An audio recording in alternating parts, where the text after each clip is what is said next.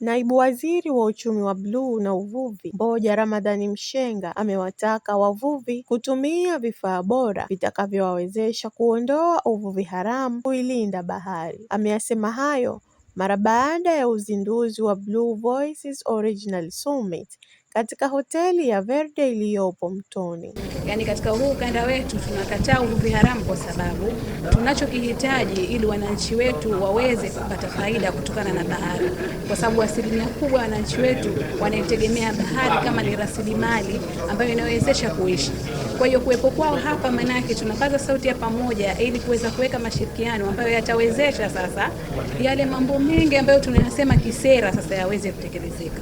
Hilo ndio lengo kubwa. Naye kamanda mkuu wa kikosi maalum cha kuzuia magendo Zanzibar KMKM, Commodore Azana Hassan Msigiri, ameiomba serikali kuongeza nguvu kazi ya kikosi ili ulinzi uimarike na kufanya kazi kwa usalama. Na sababu yetu kubwa ni kutoa ushauri kwa serikali kuweza kufanya maboresho, hasa swala zima la blue economy katika upande wa mazalio ya samaki, kwa sababu sisi tunaposema blue economy lazima samaki wawe baharini. Blue economy bila kuwepo samaki baharini, hilo ni tatizo. Na samaki wawepo lazima baharini, yale mazalio lazima yawe protected. Ili kuwa protected lazima wale wanaofanya illegal fishing waweze kuwa controlled. Bila hivyo inakuwa ni shida. Ushauri.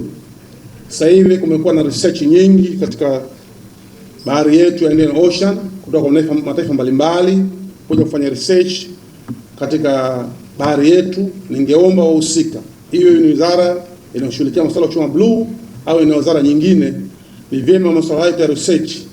Mimi kama mlinzi wa bahari hii ya Indian Ocean katika ukanda huu ni shirikisho, kwa sababu tumegundua kitendo cha kuruhusu watu wengine kuja kufanya research kwenye maeneo yetu ni hatari.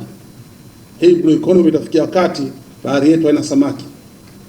Mtu anaweza kufanya kazi lakini ikawa target yake kwenye mazalio ya samaki, ikawa mayai ya trillions zikafa.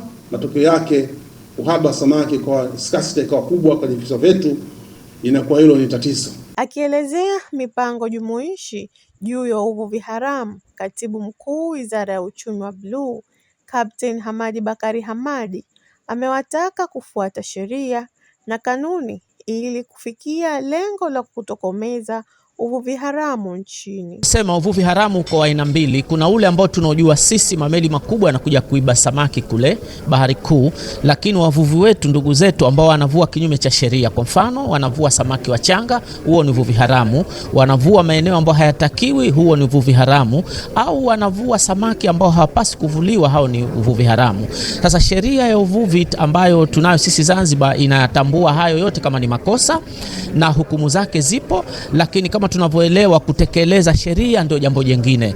Kwa hiyo tunatumia zaidi nguvu ya elimu kuliko nguvu ya mabavu ili watu wetu waendelee.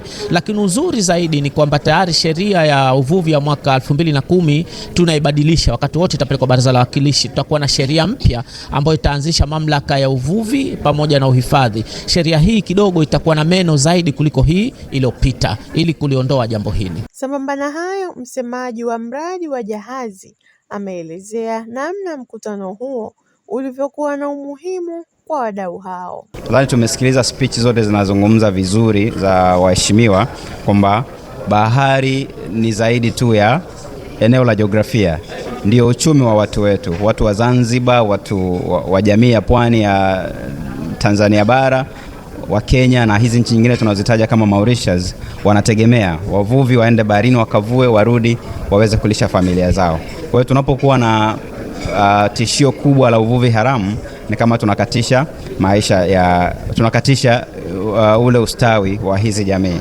Lakini pia tunapokuwa na uvuvi haramu tunatishia shughuli zingine kwenye ule mnyororo wa thamani, shughuli zingine kama shughuli za utalii.